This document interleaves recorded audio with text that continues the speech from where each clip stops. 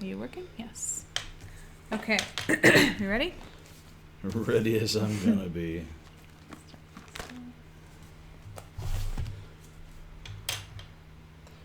I think ready is for smarter people. Well, we'll pretend. Can always pretend. Hello. My teeth hurt. Greetings, everybody. They don't hurt. They feel like they're going to fall out. Sounds like a sinus issue. They feel like they're like loose. It is. I have really weird sinus things going on right now. Been having some sinus issues myself. That very often will manifest itself in your teeth feeling like they're going to fall out? Yes, very much. That's not a pleasant sensation. No, it's not. I feel like if I bite into something bad's going to happen. My cousin, when she has sinus issues, gets like a lump in the middle of her forehead that like sticks a out. So, physical? No. Yeah. Like a unicorn? Well, not like a unicorn, but like a bump on the head, like you ran into something. So it's the human body is weird. It is weird. That's true. How it's are you also gonna marvelous, associate that with wonderful, and amazing. So it's speaking of wonderful and amazing, how about this weather, huh? Hey! This is the nicest fair week that I can remember, but there's no fair. There's no fair, unfortunately. That's the fair. So my daughter still had a goat show yesterday. She was in 2 classes, took 2 firsts. Little dad brag there, and now tomorrow, Thursday, Friday, she's got horse shows.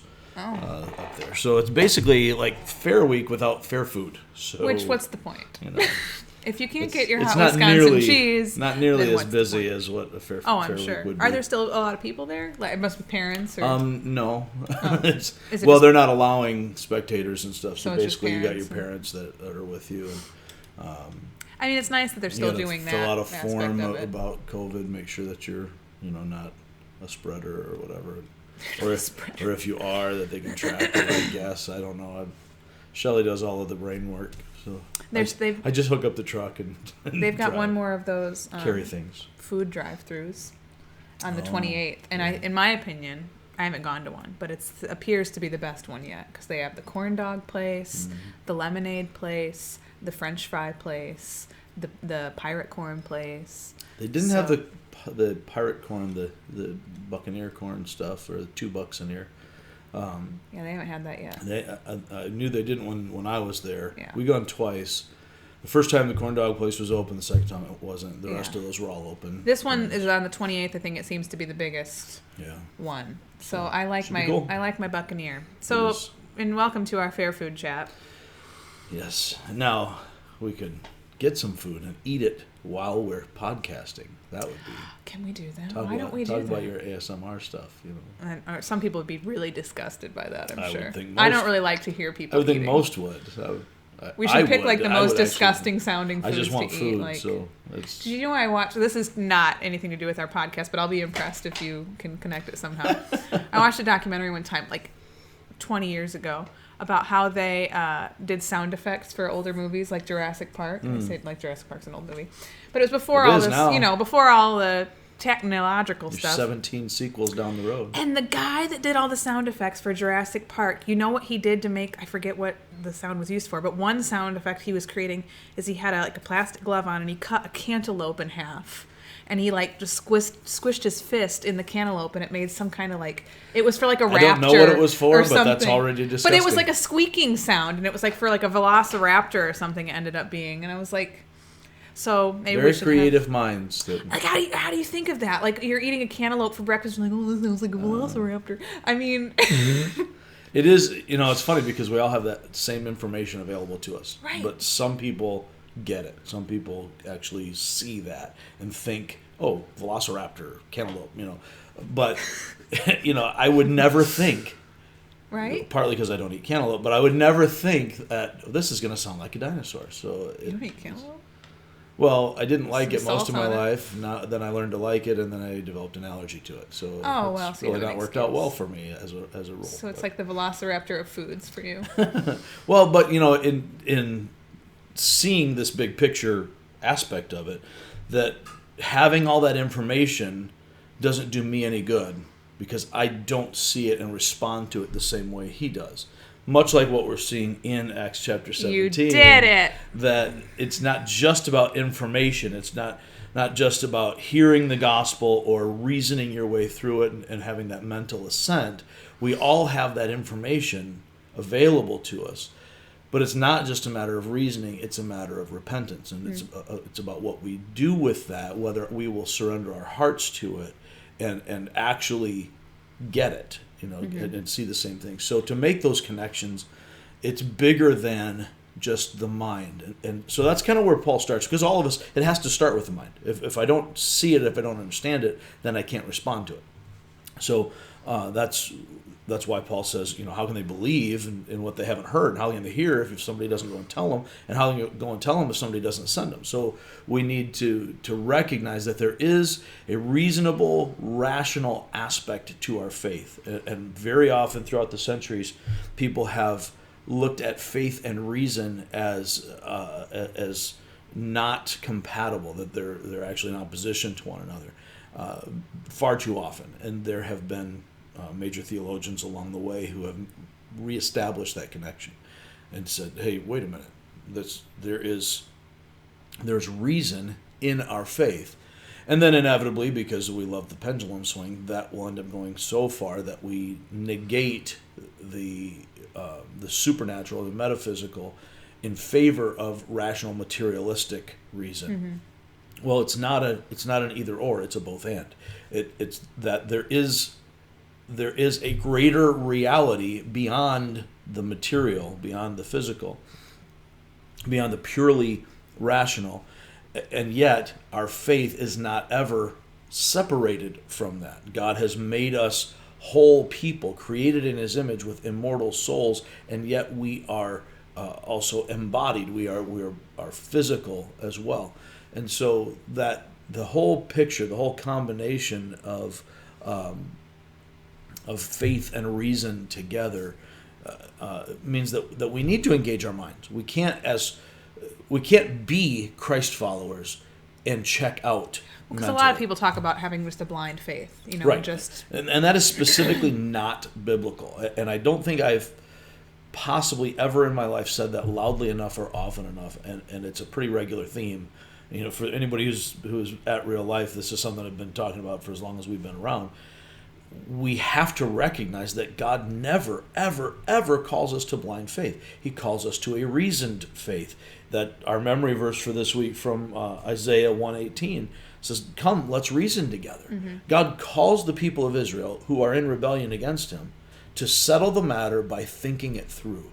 Recognize that repentance actually makes sense and your rebellion does not. So as you continue to see what I have done as creator from the beginning, when I created all things, to when I called you out as a people who were not to become my people, then there's so much evidence for my strength as God, for my justice, for my love for my people.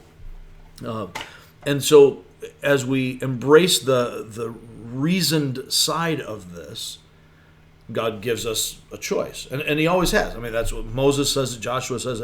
Here's your options. You can live or you can die. You can choose. It's up to you. You can choose to follow God, or if that doesn't seem good to you, do what seems best to you. But, as Joshua said, as for me and my house, we're not stupid. We're going to follow God. We will live as a household governed by the Lord. So there's always been this choice and reason, and yet at the same time, it's always been God as the initiator from the beginning, and we see that repeatedly. So here, as Paul is going into these three cities, and he is reasoning, in each case, he starts out in the synagogue. Not by accident, that's his pattern. He goes first to the meeting place of the Jews, the people who should get it, because they have the most information related to Messiah. So all of the things that are about Christ are already written in the Old Testament. What we know as the Old Testament, what they know as the Scriptures. So they go, they read the law and the prophets, they talk about it. Paul goes into the synagogues and from a theological, reasonable perspective says, okay, here's what you've already known all along about the Messiah from the Scriptures. Let me just tell you, here's how this plays out. Here's why some of your thinking was wrong. You think the Messiah only is golden all the time, but we see in Isaiah 53 and other places that he has to suffer and die. Mm-hmm. Therefore, I tell you that all of these things are fulfilled in Jesus Christ. So he reasons with them from what they already know, what they already accept as truth. He goes to Berea, does the same thing. Goes to Athens, does the same thing. In Athens, though, because this is an intellectual city, we might look at it as a university city, where they're gathered and they're engaged in the high call of thinking. So they debate philosophy, they sit around and talk about these different things, and in the Hellenistic world of that time, where in each of these places, it's interesting, we'll see going forward that we'll see synagogue leaders with Greek names, because that's the strong Hellenistic influence in the world at that time. So rather than like Saul and Eli and Nathan, we see names like, Crispus and Sosthenes and stuff. There's a major cultural shift. Nick. So my big fat Greek wedding. I still have yet to see that movie. Oh gosh, you're missing out. And yet it makes for some great memes and quotes and commercials. Anyhow, the pattern that he has is, I'm going to go to the people who claim to know God and reason with the people who claim to know God. Give them the opportunity. And as he gets there, inevitably some people understand, accept, repent, turn to the gospel. And others, generally speaking, the majority do not. In each of these places, they have God-fearing Gentiles, specifically Greeks, because they're in what we would call Greece now. So as they're going through this, you see more, by Luke's account here, in these three cities, you see more of the God-fearing Greeks receiving the gospel than you do of the Jews. You get to Athens, you've got this mix, but again, as he's talking to the Greeks, he's out not just in the synagogue, but in the marketplace. Then he goes to the Areopagus, where they have their intellectual discussions and their religious and philosophical discussions. And he works through these things with them. And as he does, you see the same kind of dynamic among the intellectual elite, if we can call them that, the academy. Some receive it, and others do not. Many do not, and the intellectual bias keeps them stuck in this idea that I'm going to believe what I already am predisposed to believe, and while I think I'm a thinker, I'm not thinking enough to think past my previous thoughts. Right. And that seems kind of stupid. But that's what we all tend to do. I mean, realistically, even at real life, we see that pretty regularly, where we are bound to a greater or lesser extent, usually a greater extent, by the upbringing we have. So if if we're raised in a particular church with particular habits, particular traditions, those are the things that we cling to or come back to later. Very often in our younger days, we break free from the shackles of tradition and we go off to college and we become young adults, and in our independent thinking we think we're doing things so dramatically differently than our parents, and then we end up coming back to the same things, or later finding comfort in those traditions that we ran from when we were younger. So. I've had discussions about that, and I don't want to get too far off track, but with other religions, and I've asked myself before, can someone who is Buddhist, for example, and has been raised that way and been inundated with that religion their entire life, can they be quote unquote blamed, or can they be I don't know what's the right word, but can they be at fault for not turning to the gospel, not turning toward Christianity, or not turning toward God, when they've been just fully inundated with this one lifestyle, this one religion? Sure. I think different things about that when I think about like a child who doesn't have the opportunity to learn anything different or whatever, but an adult person who has been raised this way or had this lifestyle, but has the opportunity to be exposed to the gospel. I've struggled with that before. Sure. Because it is difficult to break free, and not just from religion, but just traditions, different cultural aspects, whatever. It's very difficult to break free from those things, and I think it requires a willingness to think above yourself, but something has to push you toward that. Yeah. Well, and even in that discussion, it reflects or belies our upbringing, the thoughts that we're predisposed to thinking. Mm-hmm. So we have a tendency, particularly as Americans in our age, to think of fairness. Is it fair for God to hold those accountable who have A, never heard the gospel, or B, been raised in a situation that's counter to the gospel or whatever else? And I have told my children forever, that is among the many F words we don't use in our family. Fair is not a viable thing in reality. So when we tend to think about fairness, it has to do with this equality, that everybody gets the same shot and so on, and that's just not real. It's never really been real. That's something we come up with in our mind. Basically, wait, you mean you got 2 cookies and I only got 1 cookie? That's not fair.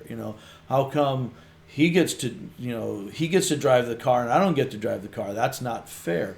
Well, because you're only 13. That's how it works. It's also illegal. So there's so many things that we get in our heads. Right. So fair is always subjective. It's what do I think is equitable for my situation or for that situation as I perceive it. Mm-hmm. It's always going to be from my perspective. Justice is different, which is That's one what of the I was reasons gonna ask. that Isn't that more like justice? Right. So that's one of the reasons we struggle so much with justice in our society, is because we conflate the two concepts. So rather than seeing justice as what is objectively right, and looking at God's perspective of justice in the real world, where people are not equal, created equal, yes. Right. Existing as equal, no. Never have been, never can be. So while you and I have equal value before God, if we go play basketball one-on-one, one of us has an advantage over the other. And we won't talk about who that is because I would be embarrassed after you beat me. But we're not born with the same talent. Right. We're not born with the same intellectual capacity. Some people are born able to think thoughts that we can't think, maybe about cantaloupe and velociraptors. Some people are just Some people are born into specific situations right. that you are can't out of do your anything control. about the culture you're born into, the color of your skin, the geography of your upbringing, all of the Your different gender. factors that go into these things. Those you cannot be equal in situation because of reality. So we tend to then want to manufacture that, which isn't actually justice; it's fairness. I don't want to go off into that. I really do, because I like to go off into that.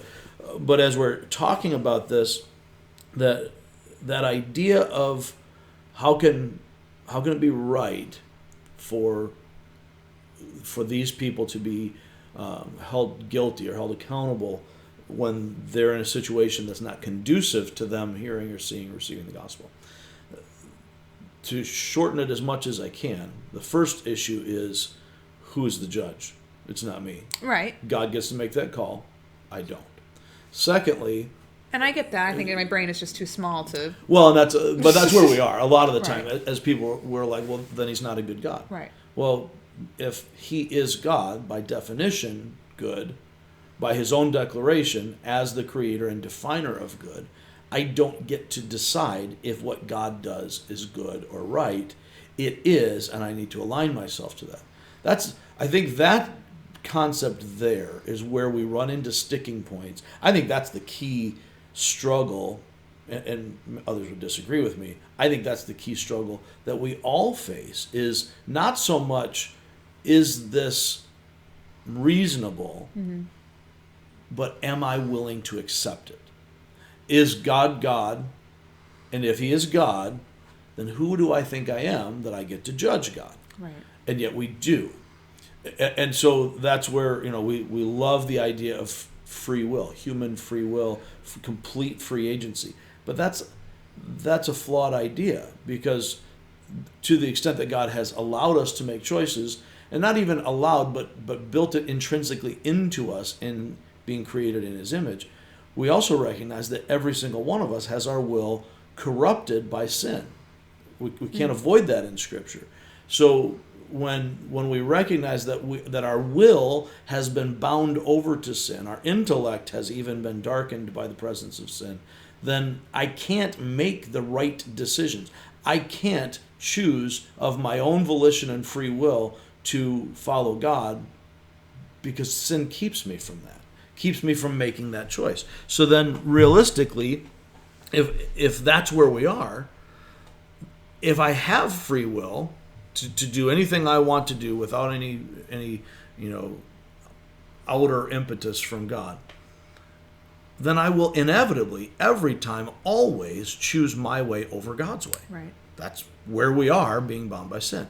So with that in mind, the idea of fairness that comes into us naturally, all of us, needs to be rejected for that reason. Back specifically to the question, how do we see those who are raised in an upbringing who, it's just they're not prone to that? Well, that's kind of the Athenians. They're not born to receive that. And even honestly, to a certain extent, the Jews, who are taught from the time they are born, there's one God, there's one truth, our traditions are, and we see this in the glorious and wonderful Broadway production of Fiddler on the Roof. Tradition is huge. Tradition. Right? And you're taught this tradition. And there's a lot of good in that. And it protects you from interlopers, from outside thinking that comes in and undermines the truth. But at the same time, when it's truth trying to invade your habits, those traditions can keep you from receiving it. So if I'm raised to believe, even if we're all Christians in this group of whoever that we're talking about, and one of us is raised in a home that is rooted in Scripture, and another is raised in a home that is, we believe the Bible, but what we really actually practice is church tradition, that we this is how we've done it, and the preacher tells us what the Bible says. Well, and so yeah, on. that's why there's so many different denominations. Right. So then we get hung up on that. So we all might be raised in a, quote, Christian tradition, unquote. The proclivities of that background are going to become obstacles to our faith. In fact, that's kind of what we talked about on Sunday, in this idea of religious complacency. I was raised this way. I'm good. Mm-hmm. We're comfortable here. Mm-hmm. Don't rock my boat. I don't want my mind blown with the gospel. That doesn't work for what my grandma taught me, and I love my grandma, and I won't turn my back on my grandma. So therefore, I reject what you're saying. And that's one of the major obstacles to faith that people run into. I think all of us, to a certain extent, run into it. And then the prideful jealousy, the tribalism, as we get into it. How dare you come in here and tell me that grandma was wrong? This is my thing. That's fine for you to believe what you want to believe. It's really not, because now I'm angry with you. I'm going to pursue you. But no, I'm not going to let you, have the prominence in this. I'm not going to allow this new teaching to put a dent in this, because now you're hurting the reputation of my tribe. Right. So, for example, when Luther came in to reform the Catholic Church, if the Catholic Church at the time, the church, because that was all there was at the time, or essentially, in the West anyway. So if the papacy, if the bishops, if they had really at that time been interested in truth, what they would have said was, Luther's right. Some did, and they paid for it. Some did, and they became Protestants. Some did, but didn't have the courage to stand up for it and continued in their way, religiously complacent. But rather than the Pope saying, Luther's right, we need to restore the truth. We need to get back. We need to reform. That was why it was called the Reformation. That's what Luther wanted. He never wanted to leave the Catholic Church. He was not anti-Pope until later. He was not anti-church at all. And he wasn't even anti-Roman Church. not even a little bit until later on, when they refused to reform and repent. So the spiritual jealousy and tribalism came in then for them to say, wait a minute, this little punk of a monk doesn't get to come in and usurp our authority. Our authority matters. And, he's getting all these followers. We can't have that. We must crush this. It didn't end well in that situation. But that prideful jealousy, that tribal protectionism that we get into, this is what we've got, we have to protect it. The religious complacency is more of a being comfortable, and I don't want to think deeper, I don't want to have this question. That same thing then moves into a tribal protection, prideful jealousy, animosity, anger kind of thing. When I start to see that I'm not just comfortable here, but I'm afraid that you're going to take power away from this. I'm afraid that you're going to take prestige away from this. And so then we reject the gospel in that way. We also see the spiritual laziness that is so prevalent in our world. I think what happens in the synagogues here in Acts, because they are an accepted religion, the Romans and the Greeks both accept Judaism as a valid religion. We might not adhere to it, but you're okay. You're socially acceptable. There's a certain amount of prominence that happens there. Even when you're hated, even when you're persecuted, there's still I don't know if I could say respect that goes along with it. And being, again, actually sanctioned that it's okay for you to practice your religion. We'll keep out new religions, but you're good. You're an ancient religion. And we see that even today. So when the Jews in this particular case they weren't persecuted as long as they kept in line, if you will. Okay. Then later in Christendom, when Constantine has his conversion experience, and not only is Christianity no longer persecuted, but it actually becomes a state religion.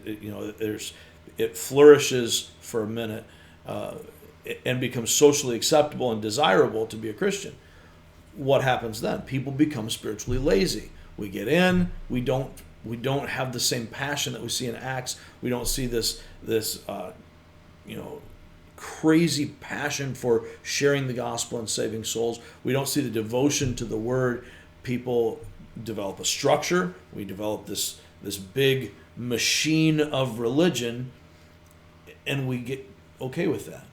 The spiritual laziness leads to the religious complacency, which feeds that tribal jealousy, the prideful jealousy that goes along with it.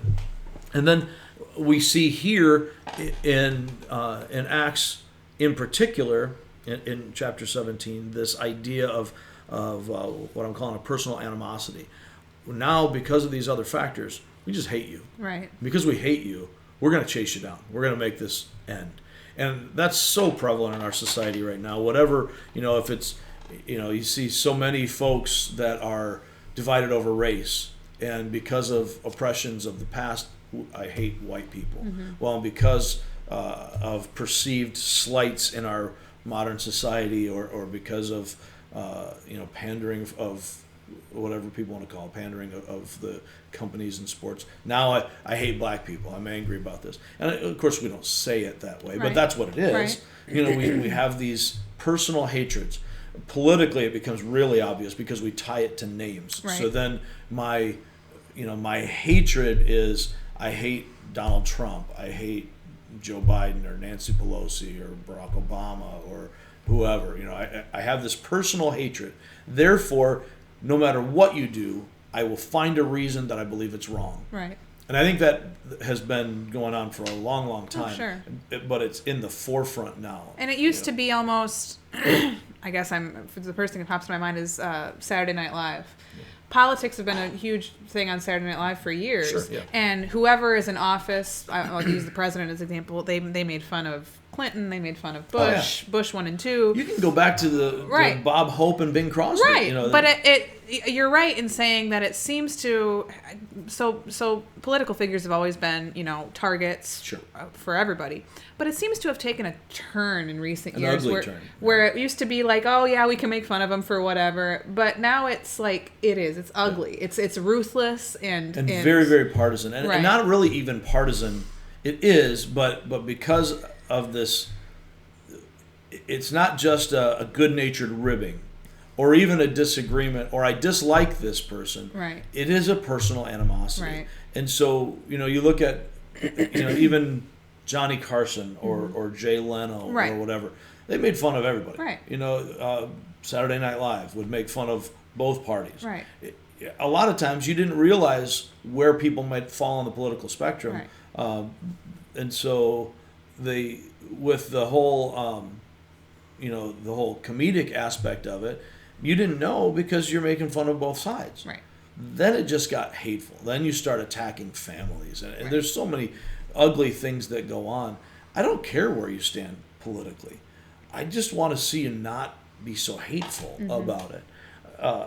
And I've used Tom Hanks as an example, and I hate to ever use individuals as examples because they may very well completely disappoint, or there may be information I'm not aware of. But I remember, Tom Hanks, prior to the 2016 election, didn't have a good thing to say about the Republicans, period. He's a pretty strong liberal. And when I say liberal, I mean liberal in an older sense than what we usually see today, where we're talking about more of leftism. But anyhow, Tom Hanks staunchly opposed Donald Trump, was very outspoken about it. But after the election, he said, I hope I'm wrong. I hope that the guy does really well. Now, I can't speak to the sincerity of it, but I think the fact that he mostly stayed out of the press after that speaks to the sincerity of it. But regardless of whether he liked Trump or not, And he had a platform to say such a he thing absolutely did. to And millions of so people. many did. Right. And he said, if I'm wrong and he succeeds, we all succeed. Right. What mattered more to him, at least in that statement, what mattered more was not this person, but the overall success of all of us. That personal animosity that falls into this isn't really about politics. It's about the fact that our hearts tend to let our hatred of a person block us from a better, greater truth. And that's one of the things that is an obstacle to faith, obstacle to repentance. I would come to church, but that person goes here. I can't tell you how many people I've run into over the years was like, well, I'd love to come visit your church, but my ex goes there or whatever else. And that's really hard. And as a divorced woman, I'm sure you can understand that. Sure. It's really I would hard. have a very hard time coming to a place where my ex was. Absolutely. And yet I've seen people And here beyond- in our own church family get to a place where they're, as hard as it was, as much animus as there was, Right. in some fairly acrimonious situations, a couple of years down the road, then I look out while I'm preaching and I see the ex-husband and the ex-wife with the husband's parents sitting there, Right. and they're all basically sitting in the same area. Right. Not because they're pals, Right. but because we got to move past that Right. for something bigger. In that case, it's the child or the faith, the fact that we both have claimed Christ. Now, maybe you don't.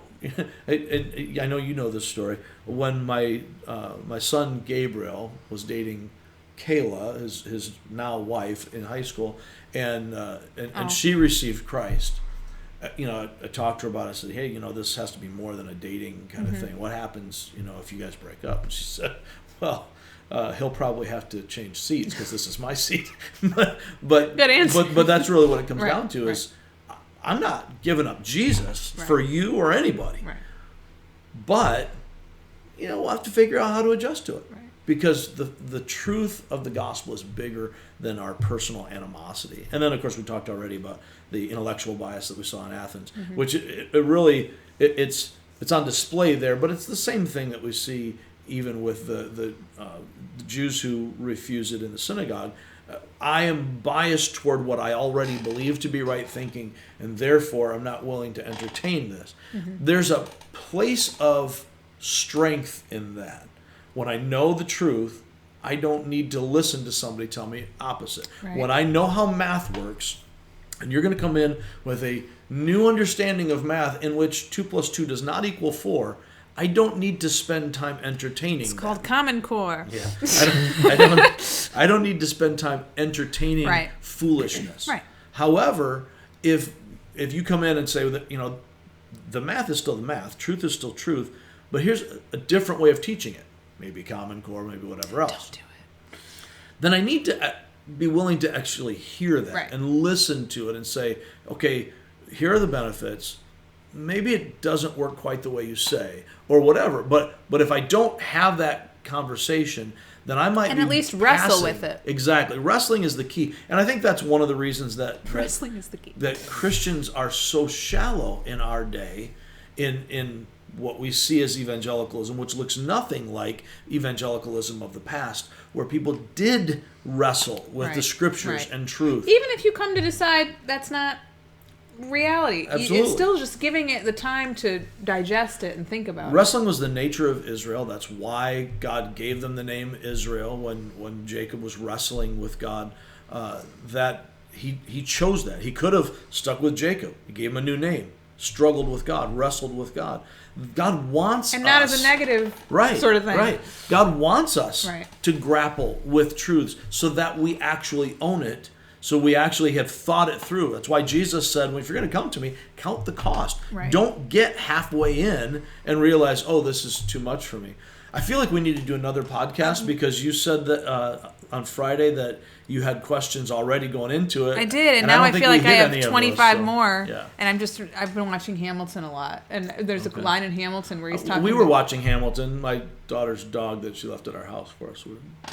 different one. And Not there's a named line. after There's the a show, line in but- Hamilton because Aaron Burr is kind of like just doesn't really have a stance on anything, and Except duels. He's pro-duel. he was anti-duel, Oh, okay. but then he didn't. So So there's I two should lines. shut There's up. I two don't know what lines I'm in talking Hamilton. In the beginning of Hamilton, Alexander Hamilton says, "If you stand for nothing, Burr, what will you fall for?" And I'm kind of relating it to that because when you have a quote unquote blind faith, or you're not willing to wrestle with anything, then if somebody challenges that in any way, you're done. Because well, why do you believe that? Well, because it's what my family's always believed. Well, that's silly. Right. You don't have a real stance on that, and I don't know. I think that there's been this common misconception. I know we're way over time. I know there's been this common misconception. Aren't I feel we like always? So. well, I feel like especially on social media, I feel attacked sometimes because you'll see people who you know are not Christians or religious in any way, and they'll attack Christianity and kind of put it in a light where it makes Christians seem stupid or make them seem like they just have a blind faith, or this scientific thing and this scientific thing and this scientific thing go just totally against Christianity. And that, I think, drives me to want to learn more Right. in my faith, and because there's plenty that I don't know. Yeah. And Christianity isn't for dummies. I mean, it's not.